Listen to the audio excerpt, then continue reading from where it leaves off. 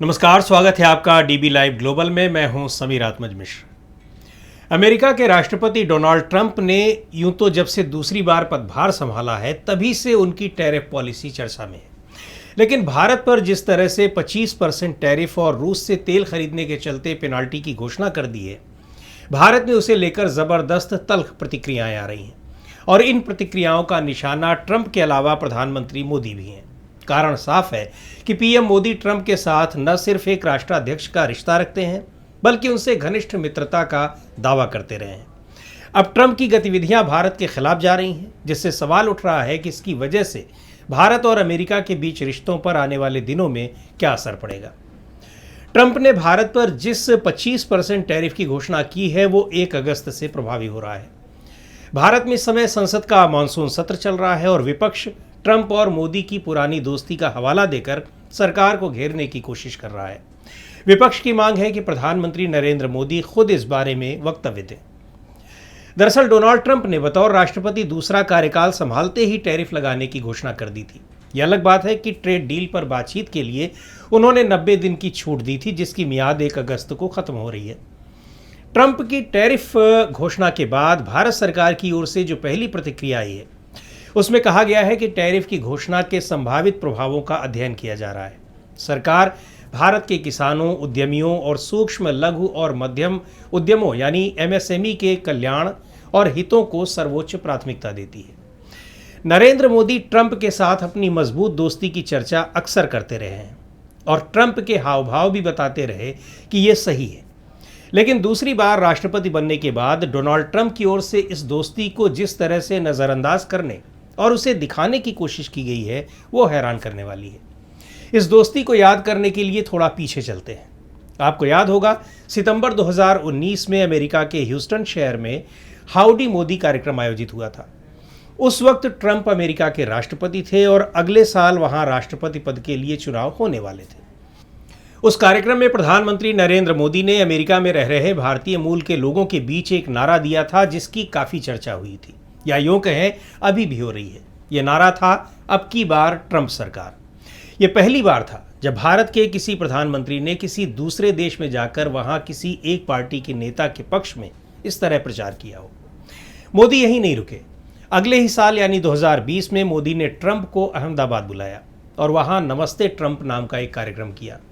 भारत में ट्रंप के और भी कई कार्यक्रम आयोजित हुए। उन सभी कार्यक्रमों में ट्रंप के साथ मोदी उपस्थित रहे और दोनों नेताओं ने एक दूसरे की जमकर तारीफ की। कसर ट्रंप ने भी नहीं छोड़ी और मोदी को महान देश का महान नेता बताया। लेकिन डोनाल्ड ट्रंप उस बार चुनाव हार गए। हारने के बाद उनके समर्थकों ने कैपिटल हिल्स में क्या किया ये पूरी दुनिया ने देखा। अगले चुनाव में ट्रंप फिर उम्मीदवार थे। उस दौरान मोदी का अमेरिका दौरा भी हुआ, लेकिन ट्रंप से उन्होंने मुलाकात नहीं की। पर ट्रंप चुनाव जीत गए और जीतने के बाद से ही उन्होंने प्रधानमंत्री मोदी की दोस्ती का जो सिला देना शुरू किया उसने उन पुराने दिनों की एक झटके में हवा निकाल दी। ट्रंप ने शपथ ग्रहण समारोह में मोदी को बुलाया तक नहीं और बकौल बीजेपी के सीनियर लीडर डॉक्टर सुब्रमण्यम स्वामी, विदेश मंत्री एस जयशंकर इन्विटेशन हासिल करने के लिए 2 हफ्ते अमेरिका में डटे रहे, लेकिन सफल नहीं हुए। इसके बावजूद ट्रंप के कार्यभार संभालने के कुछ दिनों बाद मोदी खुद अमेरिका गए ट्रंप से मिलने। ट्रंप ने अपना दूसरा कार्यकाल इसी साल 20 जनवरी को संभाला।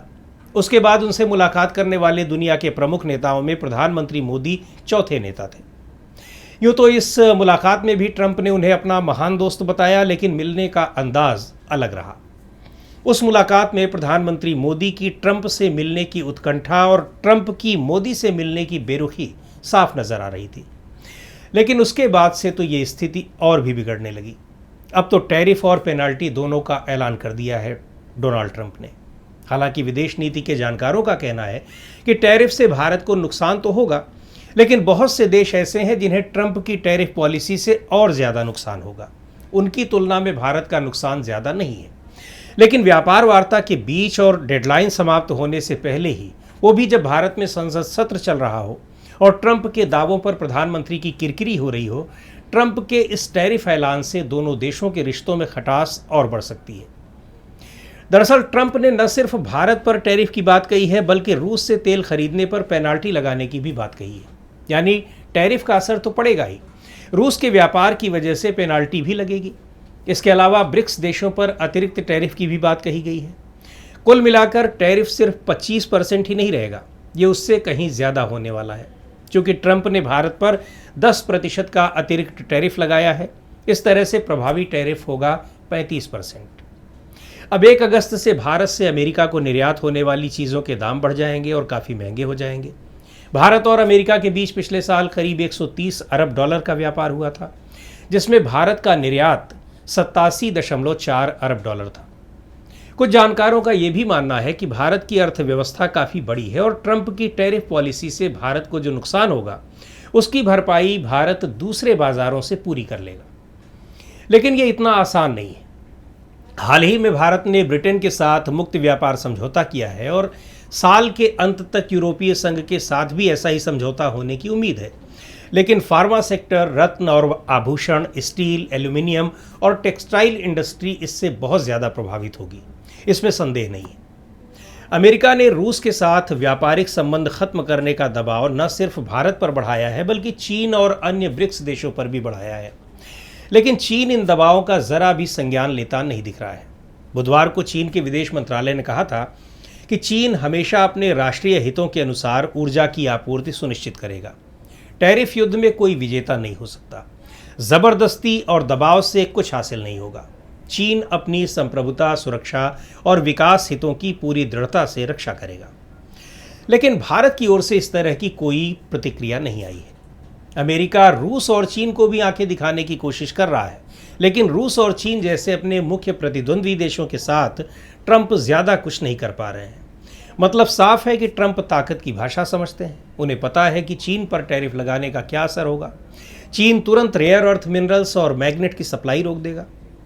पर भारत पर वो लगातार दबाव बना रहे हैं और भारत की ओर से इस पर सख्त प्रतिक्रिया का ना आना भारतीय विदेश नीति के लिए झटका है।